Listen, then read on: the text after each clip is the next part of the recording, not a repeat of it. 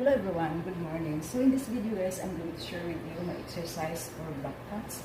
And this is not just for back fats, but also for arms and legs. And let's do this. So nakapalikod ako ha.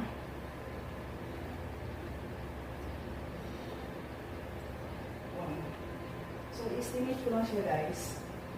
You can do this 100 counts.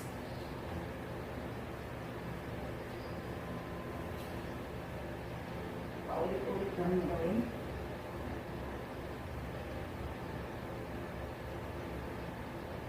Pwede yung pose ng ganila. Hindi mo kailangan ng up and down. Pwede yung up and down.